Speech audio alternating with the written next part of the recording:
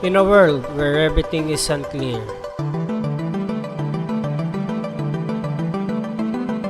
where it is uncertain whether the information you're getting is correct,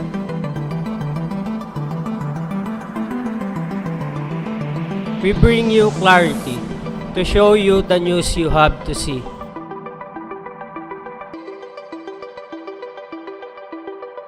With transparency as clear as glass, to see the clear picture around us.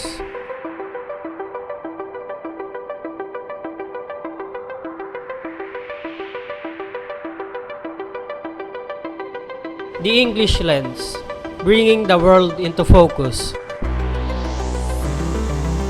Catch the latest news and happenings on the English Lens every day at 8 a.m., 11:30 a.m., and 6 p.m. here on the English Society channel.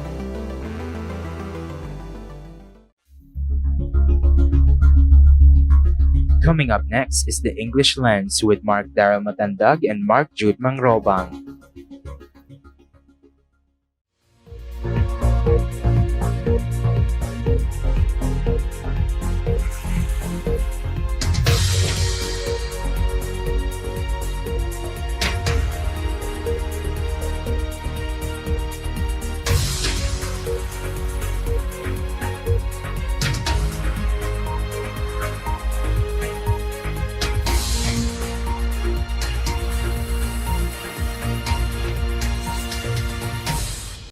Good afternoon, you're watching The English Lens. I am Darryl and I'm Marc Mangrobang. Our top stories for today. Major developments happening in Marikina City as Mayor Teodoro spearheads the street lighting campaign in Barangay Concepcion 2. Maternal healthcare services gets a boost with Marikina's Memorandum of Agreement with TOST and DOH Manila. A new place for shopping various local products becomes available for locals and visitors as the One Town, One Product Pasalubong Center opens to the public. Marikina makes its final preparations as the host for the upcoming Palarong Pambansa. Board gamers rejoice as the first chess museum in the country opens in Marikina City. Patrons of Panchetto the IBC will now have a more comfortable food tripping experience as it moves to a new location in Maralco Park. And take a trip down memory lane and look back on STI College Marikina's school year 2022 to 2023.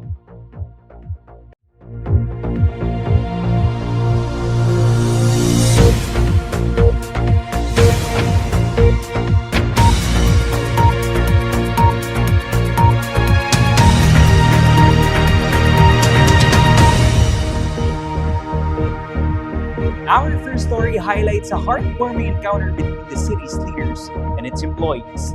Let's go to our correspondent Leny Domingo for the details. Thank you, Marc and Marc. Today, Marikina City's Mayor Marcy Teodoro and Congresswoman Man Teodoro visited several government offices to connect with the city's employees. They specifically engaged with the School Repairs and Maintenance Group or SRMG, City Market Office, City Treasury Office, and Marikina Sports Center. During their visit, amidst joyful conversations and laughter, Maan and Marcy Teodoro noticed the need for the new rubber shoes among the employees. To address this, they presented a brand new pair of rubber shoes to each employee, bringing delight and gratitude. Furthermore, the executive chief announced promotions for project-based employees assigned to SRMG, further enhancing their morale and dedication. Well, that's truly heartwarming to see the leaders of Marikina City showing their support and appreciation for the hardworking employees. Thank you so much, Leny Domingo, for the report. That's not all that's been happening in Marikina lately. A delightful new project has ensured brighter nights for Barangay Concepcion 2, while the annual Kalumpang Fiesta begins in Barangay Kalumpang. Here's David Genio for more details. In the efforts to maintain peace and safety throughout the city, Mayor Marcy Teodoro spearheaded a street lighting initiative in Rancho 1 and Rancho 4 of Barangay Concepcion 2. The ceremony was attended by Vice Mayor Marion Andres, former Mayor Del de Guzman, and former Councilor Marc Del Rosario, and Boyet Espeleta, who are also resident of the area. This regular street lighting campaign, known as missionary lighting, aims to ensure well-lit and secure street and recreational areas. It brings a sense of peace and tranquility to the resident minds and hearts. Moving on, Congresswoman Maan Chodoro recently participated in the opening activities for the Kalumpang Fiesta, which commenced on the first day of June.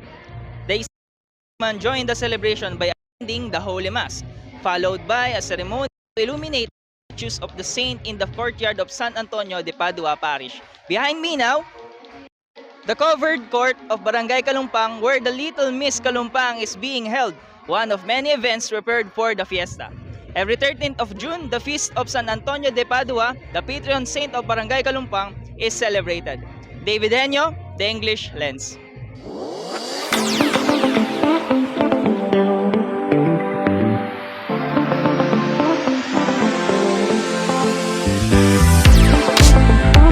Marikina City continues its commitment to giving their residents a healthy lifestyle with an agreement aiming to improve the maternal healthcare services of the city. Joseph Macapagal has the details. Today, Mayor Marc Teodoro and Congresswoman Maan Chodoro signed a Memorandum of Agreement with the Department of Science and Technology and the Department of Health Metro Manila Center for Health Development to enhance the maternal healthcare services in Marikina City. This MOA signing took place during the city's flag-raising ceremony this morning. Also present were DOH MMCHD Regional Director Dr. Alele Sudiacal and DOST NCR ORD OIC Engineer Romelan Trasvalles. To support the advocacy for maternal healthcare in the city, the DOST provided 19 RX boxes. These portable medical diagnostic devices contain a blood pressure monitor, electrocardiogram, pulse oximeter, maternal tachometer, fetal monitor, and thermometer. These devices can assess the well-being of the fetus and the mother by measuring physiological parameters such as heart rate, pulse rate, blood pressure, oxygenation, maternal uterine contraction, heart rhythm, and electrical activity. Mayor Marci instructed the City Health Office to effectively utilize these RX boxes in health centers and ensure their product usage to benefit a greater number of residents. During her message, Congresswoman Maan expressed her office commitment to subsidize any fees associated with maternal health care services in the city's health centers. Maternal health care is the priority for Marikina City government. In collaboration with Congresswoman Maan Chodoro's office, as they aim to safeguard the well-being of mothers and their infants in Marikina. Additionally, to combat the current hot weather and promote a safe environment, Mayor Marci directed Rescue 161 to include oxygen level monitoring as part of their basic medical emergency services for city employees adhering to health and safety protocols. Joseph Mapagal, The English Lens. Marikina City is known for its production of shoes among other products. Well, residents can now shop for the things with the new Pasalubong Hub near the Marikina Sports Center. Live on the scene, we have Paul Tancinco. Paul, what's this new center? Yes, Darryl, I am here at the newly inaugurated and opened One Town, One Product Pasalubong Center near Marikina Sports Center. This is a new marketplace for local products such as footwears, bags, foods, and handicrafts, and more. Today, Mayor Marc Teodoro led the inauguration and public opening of the One Town, One Product Pasalubong Center in Marikina City. Also known as the OTOP Hub, the Pasalubong Center is located at McDonald's Avenue within the East Grandstand of Marikina Sports Center. The event was attended by Department of Trade and Industry Regional Director Marcelina Alcantara, Councilor Clyde Casimiro, Local Economic and Investment Promotion Officer Lourdes de la Paz, DTI and CRO Site Center Head Ferdinand Angeles, local product manufacturer and merchants, as well as guests from the shoes industry. The Marikina's footwear products were chosen as the City One Town, One Product under the OTOP program for micro, small, and medium enterprises. Through this program, Marikina's high-quality shoes can also be sold in OTOP hubs across different regions in the Philippines. In her message, Congresswoman Maan proudly highlighted not only the city's local products but also the skill and dedication of Marikina workers in producing these goods. As a support and initiative from the Marikina Center government, The local manufacturers and merchants have been given free stalls at the OTOP Hub. In collaboration with the Marikina City government, this OTOP Hub is a project of the Department of Trade and Industry and OTOP Hub Philippines. Well, that's a nice place for residents and visitors to get a taste of what Marikina has to offer. Well, added question, Paul, when is the OTOP Hub open so our viewers can visit? It is open from 8 a.m. to 5 p.m. Monday to Friday here at the McDonald's Avenue within the East Grandstand of Marikina Sports Center. Well, thank you so much, Paul Tancinco, for highlighting the OTOP Pasalubong Hub and showcasing Marikina's vibrant local products.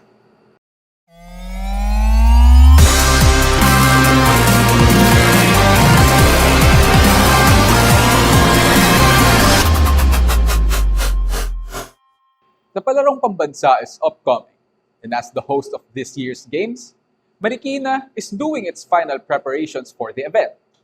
We have Roland Jasmin at Marikina Sports Center now to give us a glimpse on the preparation of the city. Thank you, Marc. The Marikina Sports Center is gearing up for the Palarong Pambansa 2023, which will open in 38 days. The city is currently undergoing repairs, cleaning, and organizing facilities to ensure smooth and safe national sports event in the months of July and August. Here at Marikina Sports Center, we are seeing constructions and touch-up of the facility which will serve as one of the venues of Palarong Pambansa. We can see a new paint being applied and damages being fixed. Regardless of the scale, whether big or small, the city of Marikina is giving utmost attention to every detail to guarantee a well-organized and memorable experience. For all the participants, the local government is leaving no stone unturned to ensure the success of the national competition. Thank you, Roland, for that update. It's great to see the efforts being made to prepare for such a significant sporting event. Speaking of sports, are you a chess lover? Well, this museum in Marikina is themed around the popular board game. It is the first of the type in the Philippines. Riza Mae Moico is there right now for more details. Riza, what's the scoop? Thank you, Darryl. The first ever chess museum in the Philippines, the Eugene Torre Chess Museum, has been inaugurated and is now open to the public in Marikina City.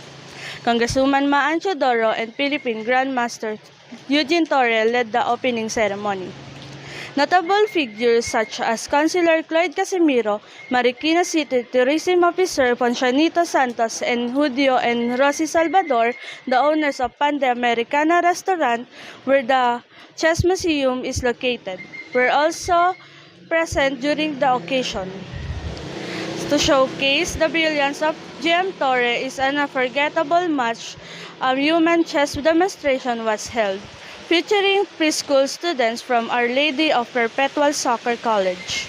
Over the past 5 decades, GM Torre has brought unparalleled honor to the Philippines in the field of chess. He became the country's first grandmaster in 1974 and it was inducted into the World Chess Hall of Fame in 2021. The Eugene Torre Chess Museum highlights the recognitions, medals, trophies, and selected photographs from GM Torre's colorful 50-year career in the field of chess. This museum is located at Pande Americana Restaurant along General Cordones, Barangay Concepcion 2. It is open from 6 o'clock a.m. to 7 o'clock p.m. from Tuesday to Sunday, and admission is free. Well, that sounds like a fun place to visit, especially for the chess enthusiast. Thank you so much, Riza Mae Moico, for the report. Still coming up, patrons of Bancheta de IBC will now have a more comfortable food tripping experience as it moves to a new location in Meralco Park. A gloomy and rainy weather ahead as typhoon shedding intensifies while nearing the Philippines. We'll take a look at the latest on the weather.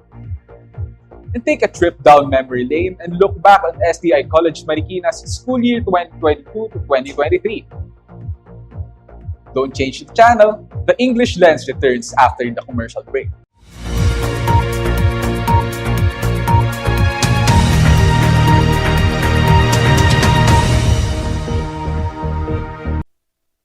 The Dimaano family is a unique bunch. Their everyday lives feels like a teleseries scene. There's action. There's comedy. Yes, it costs right about 1 million pesos. Actually, I'd like to pay upfront. See? Oh my god, there is 1 million pesos here. there's romance. This family has it all. Watch as the Dimaanos live their crazy and disastrous day-to-day lives in A Day in the Life, every Monday, Wednesday, and Friday, here on the English Society channel. This July 1st, uncovered a story of a destined but unwanted marriage, cheating each other in the fit of rage. I don't even want to give her back to you. I just want her by my side. I have nothing to lose now. Stop it! Jay! We present to you a unique story where a classic love affair gets twisted into a new and interesting lens. Will their family hold, or will they crumble? Hello, JC. She's dead. If and only if. Premiering this July 1st, here on the English Society channel.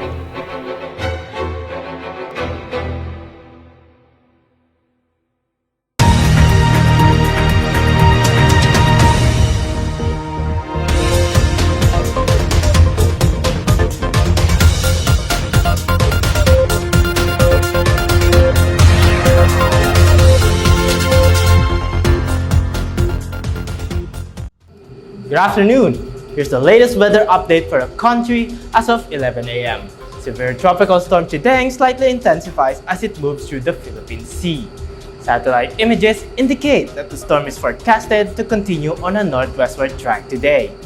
Tomorrow afternoon, it will gradually shift northward, and by Saturday, it is expected to accelerate in a north to northeastward direction towards the Japan area.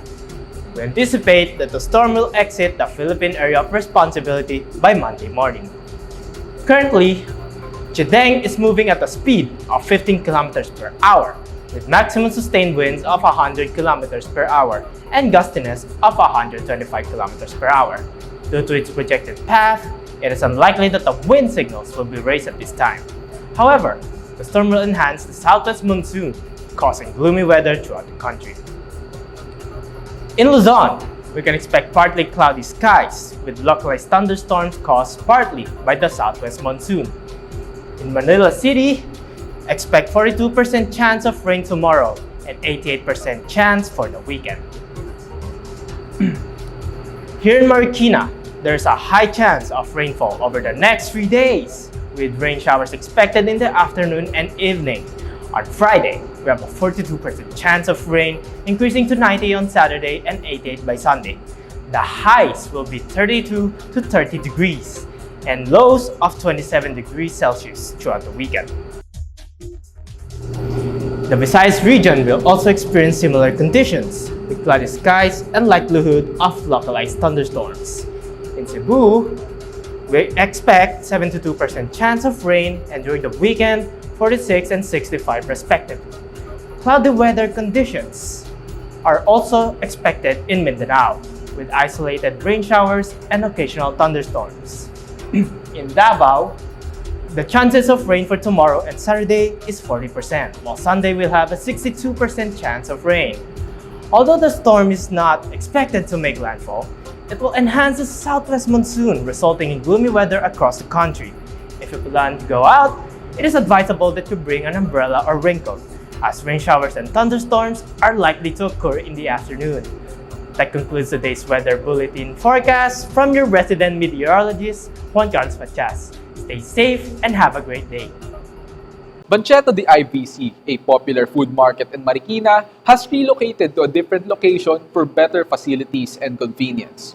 Our correspondent, James Sagcal, visited the new location and has more on this. James, where can our viewers find this new location? Marc, Bancheta de IBC has moved to a new location in Meralco Park, just across the Marikina River from its previous spot in Barangay Industrial Valley Complex or IBC. Mayor Marc Teodoro visited the vendors at their new place and observed the improved and spacious setup, which offers a more comfortable and safer environment for both sellers and customers. The new location also provides parking space to prevent traffic congestion. So if you're craving sisig, pares, siomai, fried chicken, pork chop, or street food delights, come and visit Pancetta de IBC at its new spot. In addition, Congresswoman Maan and Maine Mendoza cross paths at the food market. We'll find out more about Maine's visit in upcoming season of #Maine's Goals. Back to you, Marc. Thank you for that update, James. I'm sure our viewers will be visiting this new location to taste some great street food delights. Throughout the school year 2022 to 2023, we have gone through numerous events and happenings. And as we near the end of the year, let's walk down memory lane and take a look at the notable events of the year. The English Society is a volunteer-based organization made up of mostly IB students from STI College Marikina. What's remarkable is that all the officers are freshmen and they don't have any subjects related to multimedia arts. Yet, they manage to provide high-quality documentations and host spectacular events. Same goes to the senior high school students.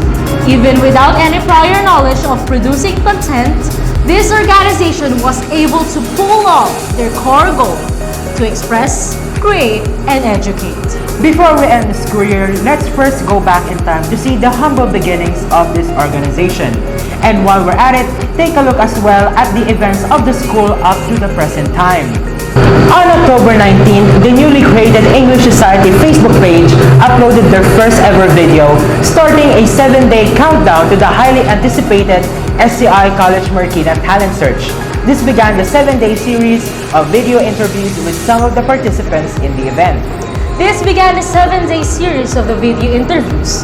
And on October 26, the talent search went live, captivating the audience with breathtaking performances. That's not all, Nyx. The English Society didn't stop there. On October 30th, they released their In Photos collection, beautifully capturing the essence of the talent search through a large collection of photos taken during the event. It's remarkable how this group of students manages to excel in their documentation skills without formal training. It truly shows their passion and dedication.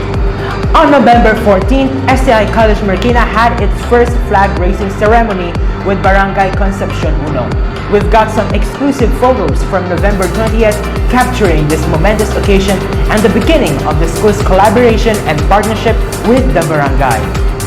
Absolutely, Elmer. And here's something for your calendars. On November 19th, the English Society announced the upcoming Speech Choir event, a celebration of the English month.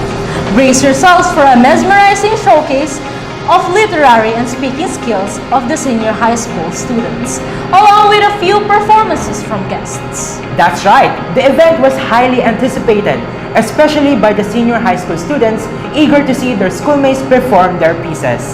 Indeed, Elmer. And just a few days later, on November 21st, the Speech Choir event took center stage, prepared to be moved by the power of words and the art of storytelling.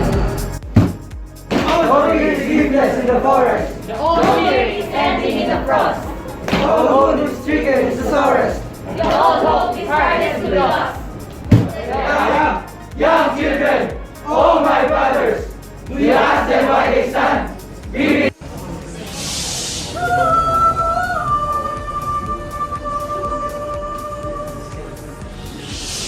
We have decided to effect a settlement of the present situation by resorting to an extraordinary measure. We have ordered our government to communicate to the governments of the United States.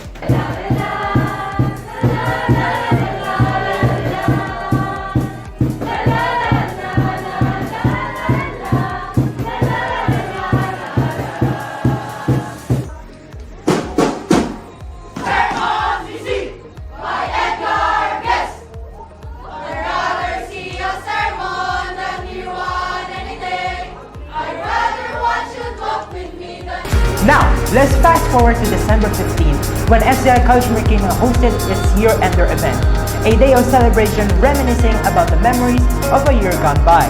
The event featured short films, serenade performances, and more. It served as a perfect and fun close before the Christmas break.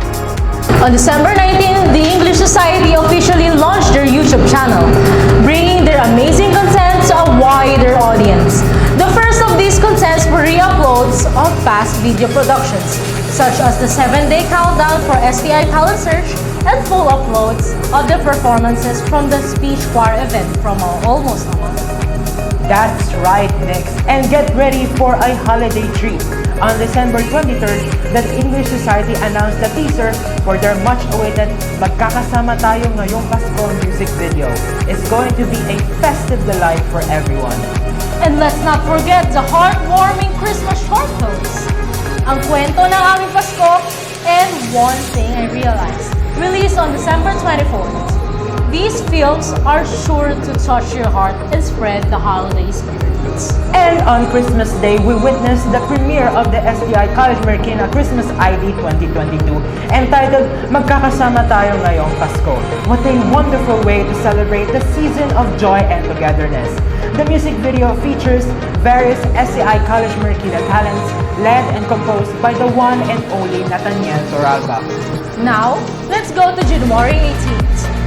When STI College Marikina hosted its College Fair and Symposium 2023, a platform for students to showcase their talents and gain valuable insights from industry experts. And moving forward to March 23rd, STI College Marikina students showed off their intellectual and creative prowess with the Tagisan ng Talino and Singing local level competitions.